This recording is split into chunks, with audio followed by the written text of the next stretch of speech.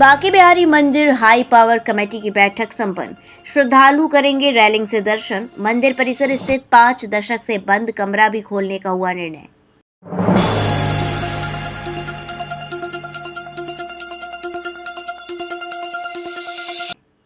वृंदावन के ठाकुर श्री बांके बिहारी जी मंदिर की हाई पावर्ड मैनेजमेंट कमेटी की महत्वपूर्ण बैठक मंदिर प्रांगण में संपन्न हुई, जिसमें कमेटी अध्यक्ष रिटायर्ड न्यायमूर्ति अशोक कुमार जी ने मंदिर परिसर का निरीक्षण कर श्रद्धालुओं की सुविधा हेतु आवश्यक निर्देश दिए। इसमें नंबर 1 मंदिर में प्रवेश हेतु गेट नंबर 2 और 3 पर 3-3 लाइनें बनाई जाएंगी। कुल 6 लाइनें बनेंगी, जिनमें रेलिंग लगाकर दर्शन कर बाहर निकलने की व्यवस्था होगी। नंबर 2, श्रद्धालुओं से अनुरोध किया गया है कि वे दर्शन करते हुए आगे बढ़ते रहें ताकि सभी को दर्शन का लाभ मिल सके। नंबर 3, ऊपर बने 2 रिजर्व एरिया, एक महिलाओं के लिए एक पुरुषों के लिए है, उसका कड़ाई से पालन करना होगा। नंबर 4, गोस्वामी सेवायत अपने साथ अधिकतम 1 या 2 सेवक ही रख सकेंगे। अवैध रूप से पैसे लेने पर पूर्ण रोक लगेगी। नंबर 5, वीआईपी पर्ची व्यवस्था समाप्त कर दी गई है, जबकि वीआईपी प्रोटोकॉल पूर्वतः रहेगा। अध्यक्ष ने कहा कि प्रशासन व मंदिर प्रबंधन इन निर्देशों का पालन सुनिश्चित करेगा ताकि मंदिर में दर्शन सुव्यवस्थित, सुरक्षित और श्रद्धालु हित में हो।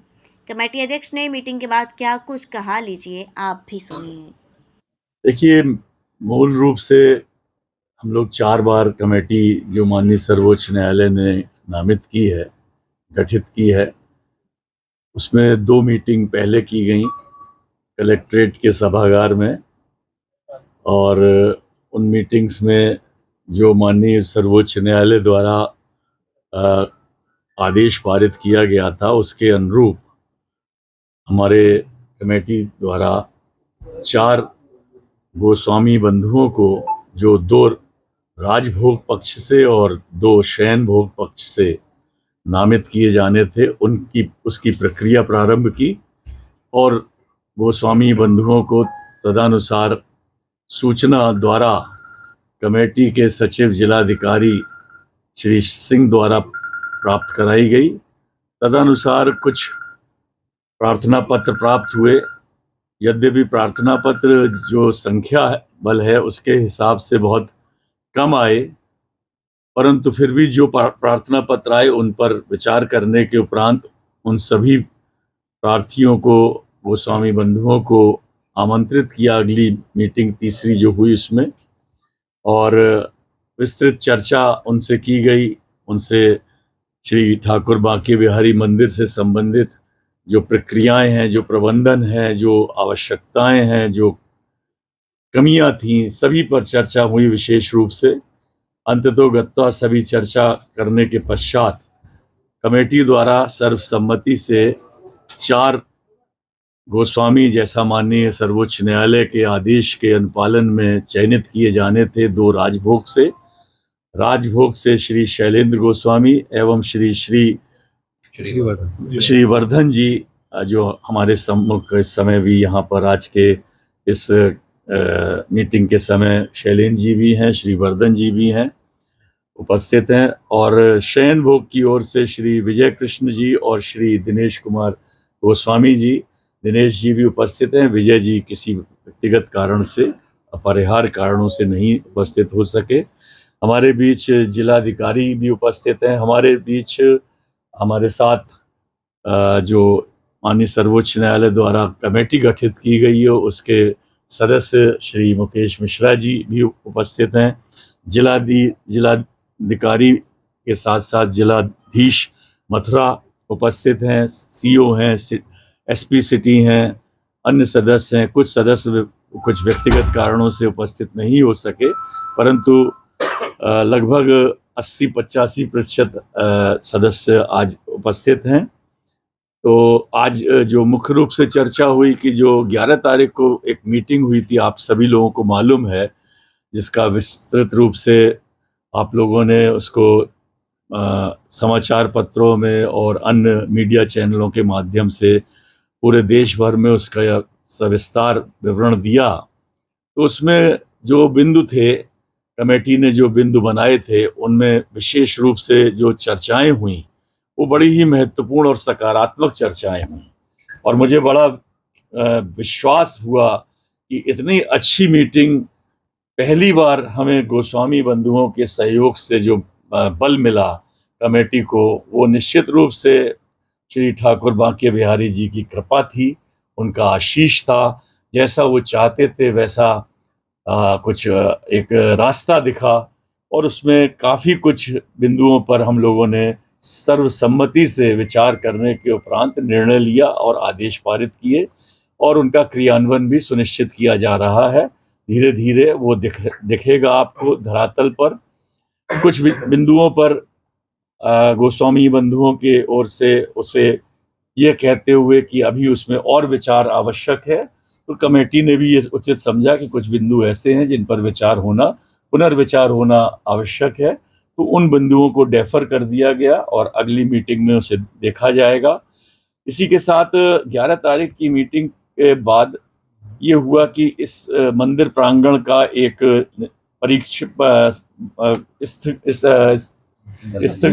स्थलीय निरीक्षण किया जाए। तो मैं और हमारे श्री मिश्रा जी, हम लोग आए।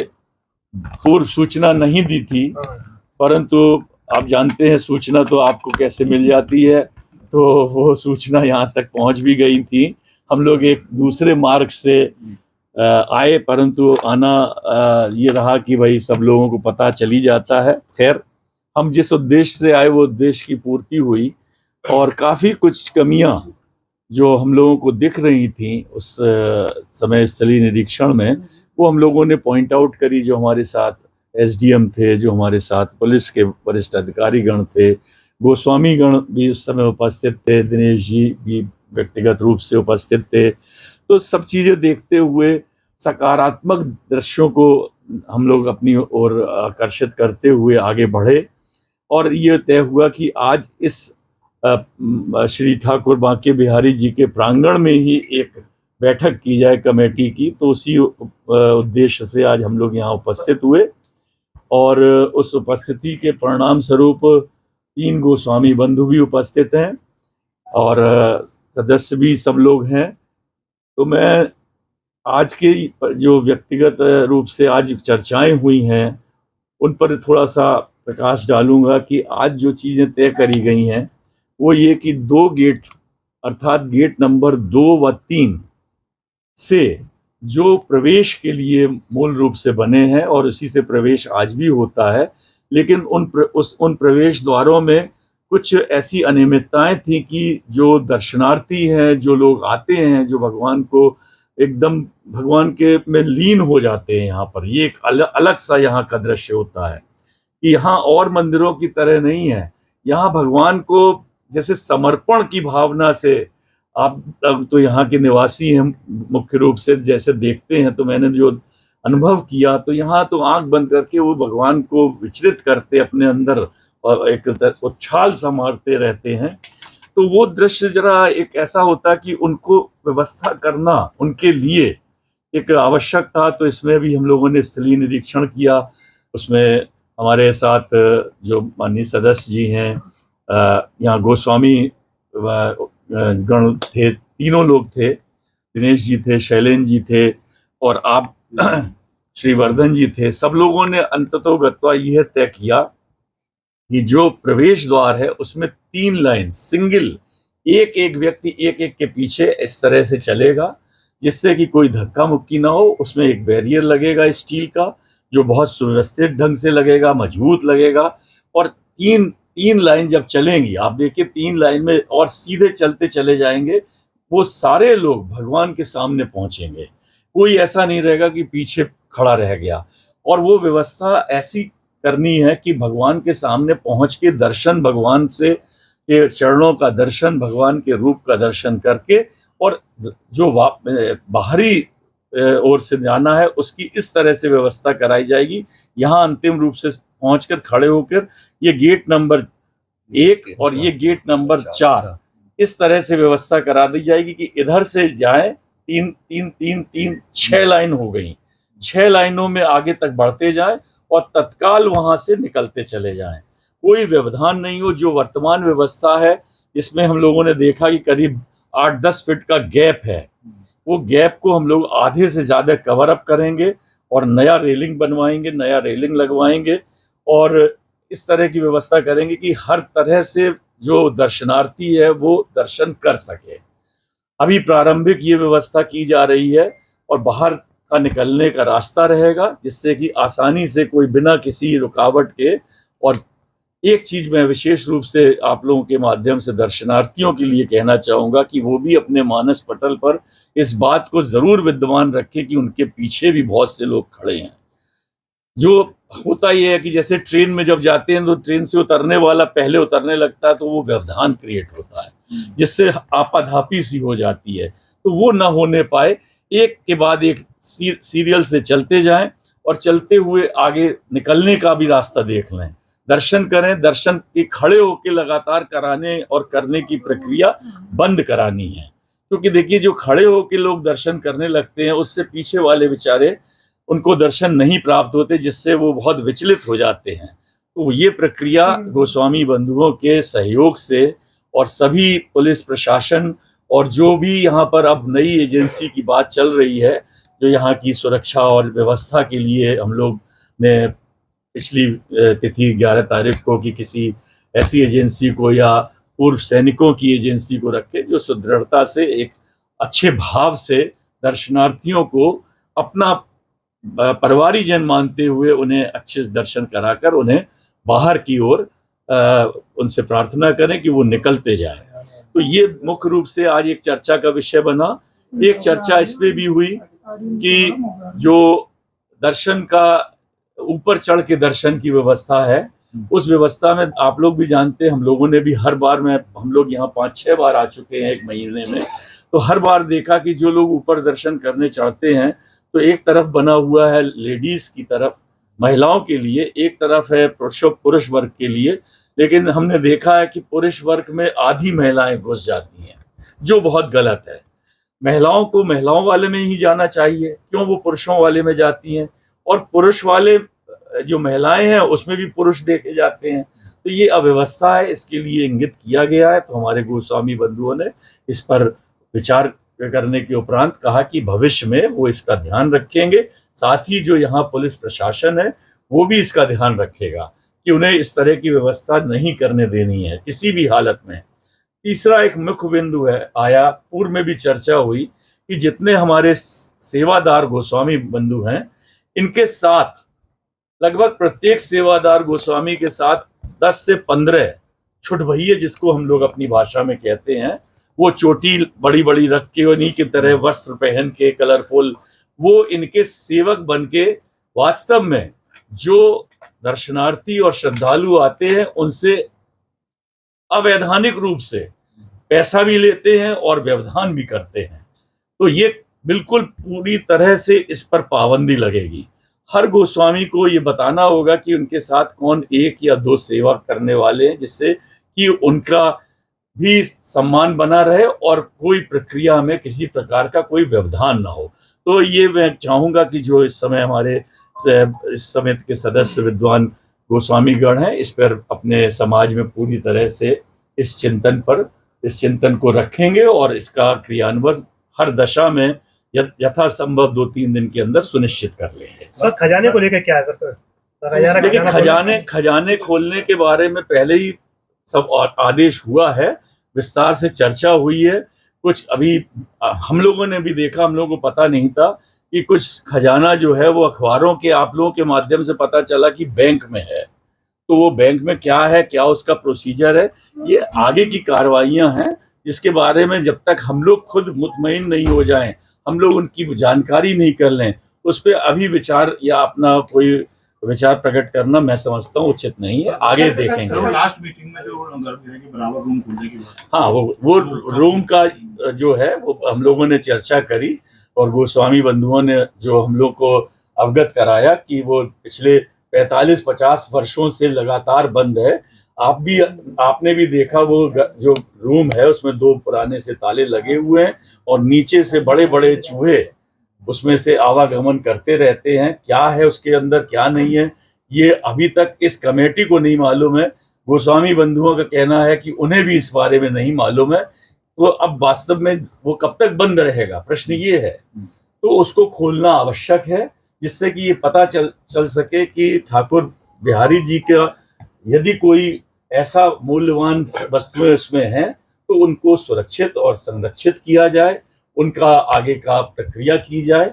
इस हेतु जो यहाँ पर जो भी काम हम लोग कर रहे हैं वो सेवा के लिए भगवान की कर रहे हैं, ये आप लोग पहले अपने मन में बसा लीजिए।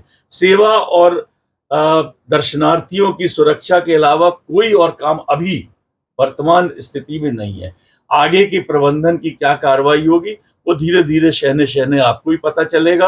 और आप लोगों का भी सहयोग चाहिए कि कुछ अगर आप लोग के पास ऐसी चीजें टिप्स हो, कोई चीज मालूम पड़ती हो, क्योंकि आप लोग पूरे ब्रह्मांड में घूमते हैं, तो आप लोगों से भी कुछ अगर मिलेगा तो उसका भी हम लोग संज्ञान लेके आगे की कार्रवाई करेंगे। सर, आम श्रद्धालुओं के लिए निकासी और प्रवेश की व्यवस्था कर दी गई। गोस्वामी समाज बड़ी वीआईपी या स्थानीय लोग हैं, उसके लिए भी कुछ आप लोगों ने बताया? नहीं, वीआईपी के लिए आप लोगों ने गलत प्रचार कर दिया कुछ लोगों ने कि साहब VIP entry ban, VIP entry ban. ऐसा नहीं है। वास्तव में जो वीआईपी पर्ची चल रही थी अनऑथराइज्ड, उसके लिए कहीं कोई लिखा पढ़ी में कुछ नहीं था। कुछ ऐसा लगता है कि पूर्व के प्रबंधन और मिलजुल के ये जो होता है क्रियाकलाप, इसमें ऐसा हुआ कि ये वीआईपी पर्ची चलने लगी। अब वीआईपी पर्ची भी सुना, जो हम लोगों ने कमेटी ने सुना कि साहब 1000 से 1200 पर्ची रोज बट रही हैं। और फिर ये भी सुना, जैसा कि हमारा सबका यहाँ हिंदुस्तान है ना, यहाँ का मानस बड़ा तेज है, विद्वानों की धरती हो गई है ये, और वो भी वृंदावन के विद्वान। तो ये उन वीआईपी पर्चियों की फोटोकॉपी कलर्ड कराने लगे और एक पर्ची में 4 पर्ची लगने लगी। तो आप अंदाज लगाइए कि सारे लोग तो फिर वीआईपी हो गए, क्योंकि क्षमता के हिसाब से जो दर्शन का समय और क्षमता था या है कल तक थी, जो उस हिसाब से तो एक टाइम में 2-3 हजार आदमी दर्शन कर पाएगा, और यहाँ आते हैं लोग 50,000। तो इसलिए ये वीआईपी पर्ची का प्रचलन कल से बंद हो गया है और अनवरत बंद रहेगा। जहां तक वीआईपी प्रोटोकॉल का सवाल है वो हमेशा रहा है और वो रहेगा। जहां तक और प्रश्न है उन पर आगे 29 तारीख की हम लोगों ने तिथि नियत की है। कुछ बिंदुओं पर आज भी विचार हुए, लेकिन उस पर अभी सहमति नहीं बन पाई है। उन बिंदुओं पर अगली कार्रवाई में हम लोग देखेंगे और आप लोगों को सूचना देंगे। तोषखाना तो डेट क्लियर हो जाएगी, कब खोला जाएगा? वो सब उसमें आप आदेश देखेंगे, जब आपको आदेश मिल जाएगा तो उसमें सब दिया हुआ है समय कि 15 दिन के अंदर ऐसे कार्रवाई होगी, ये लोग उसमें नियुक्त किए गए हैं। ये सारी प्रक्रियावध होगी। जो टेक्निकल चीजें हैं और जो लीगल चीजें हैं वो अपने तरीके से ही होंगी। उसमें हम कमेटी वालों का कोई हस्तक्षेप नहीं है, उसका अपना एक विधान है, विधि है, वो उस हिसाब से होगी। त्योहारों के लिए कोई स्पेशल प्लान किया गया है? त्योहारों को लेकर एंट्री और एग्जिट के लिए कोई अलग से? नहीं, कोई अलग से प्लान अभी नहीं त्योहार का देखा गया है। अब ये सब चीजें गोस्वामी बंधुगण हमें बताएंगे कि किन त्योहारों में कितनी क्षमता के लिए लोग आते हैं, किस संख्या में आते हैं। तो अब धीरे धीरे, अभी तो हम लोगों को आज पूरा 1 महीना हुआ है, तो 1 महीने में आप लोगों ने जो कुछ देखा होगा, संभवतः आप लोग भी कमेटी के कार्यप्रणाली से कुछ न कुछ तो प्रभावित हुए होंगे। वो बात अलग है कि आप उसको अपने रूप में देखें या ना देखें, ये आपका वो दृष्टिकोण है। लेकिन निश्चित रूप से सर्व मानस जो है वो बहुत खुश है। हमारे बहुत सारे गोस्वामी बंधु भी बहुत प्रसन्न हैं। लेकिन अब जब कुछ अच्छी चीजें होती हैं, घर में जब पुताई होती है आपके, तो सामान हटाना पड़ता है भैया, और सब मचान खाली करना पड़ता है। तो ये सब प्रैक्टिकलिटी है, कष्ट होता है। तो वो कष्ट तो होना है, वो नियम है, वो प्रकृति है। तो इन कष्टों को हम लोग थोड़े समय के लिए भूल जाए, फिर देखिए कहाँ जाते हैं। जय हो माँ के बिहारी लाल की।